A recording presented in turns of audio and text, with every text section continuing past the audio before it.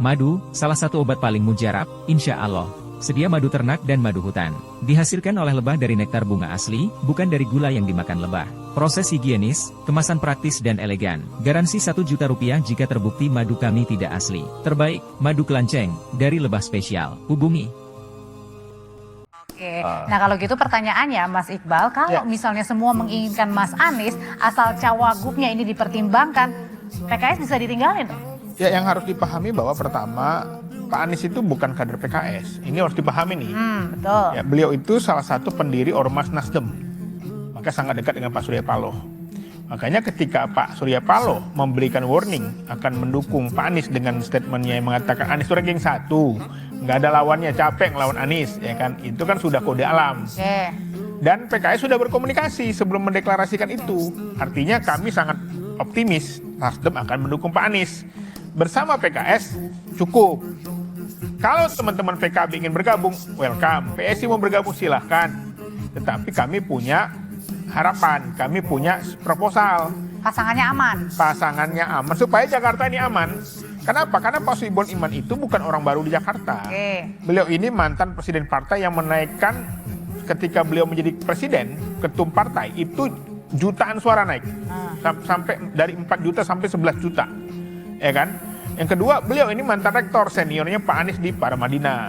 Artinya ada jaminan ya, siapapun yang bersama dukung Mas Anies. Dan pernah terpilih di Dapil Jakarta 2 dengan suara yang sangat signifikan. Jadi bukan orang baru di Jakarta, bukan orang yang nggak pernah tinggal di Jakarta gitu loh. Beliau pernah menjadi wakil rakyat mewakili Dapil Jakarta 2. Kalau proposalnya kayak gitu, mau nggak mau PKB harus ikut dong, kalau mau ikut. Atau ngusung sendiri jangan-jangan sama PDI.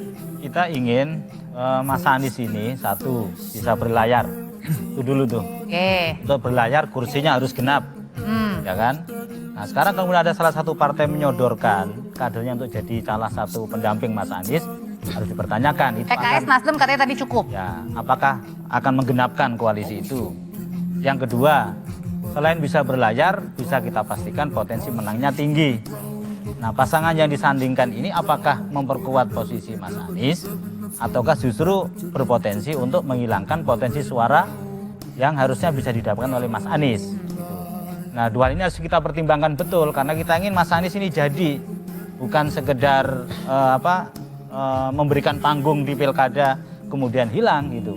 Jadi harus pasti berlayar, yang kedua pasti menang. Sebenarnya dari PKB sendiri risaunya kemana? Risaunya karena PKS yang menentukan atau risau karena cawagupnya Pak Sohibul? Enggak, kita belum bicara soal figur sebetulnya, tapi ingin memastikan bagaimana Mas Anies bisa berlayar dengan seluruh kekuatan politik yang bisa mendukung pemenangan beliau gitu.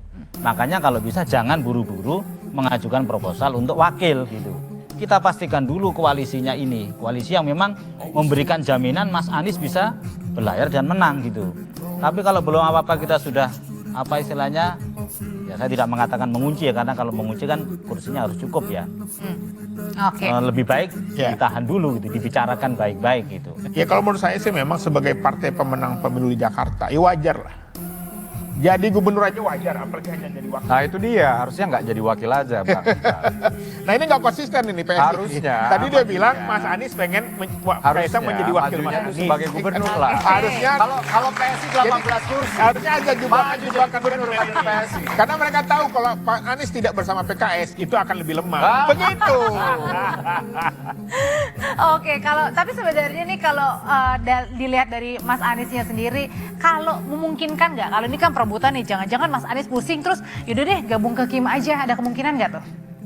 Ya, segala kemungkinan itu sangat boleh terjadi. Hanya kan kalau kita lihat bagaimana Mas Anies ketika menerima rekomendasi dari PKB, ya beliau menyampaikan terima kasih, hormat, dan rasa syukur. Begitu juga ketika menyampaikan melalui video, karena ketika PKS menyatakan dukungan resmi, Mas Anies sedang di luar, ya beliau juga sangat apresiasi, mendukung, dan berjanji sekembalinya dari luar nanti akan membangun komunikasi dengan pimpinan-pimpinan partai yang hari ini sudah terjalin. Dan insya Allah menurut saya waktu yang cukup untuk menuju 27 Agustus itu cukup. banyak untuk Mas Anies membangun komunikasi dengan semua pimpinan-pimpinan partai. Nah, kalau kemudian ini bisa dirajut, dijalin dengan baik, insya Allah ya koalisi ini kemudian akan berlayar. Dan harapan kami sebagai warga masyarakat tentu sebelum juga latar belakangnya lahirnya relawan itu kan dari dorongan masyarakat.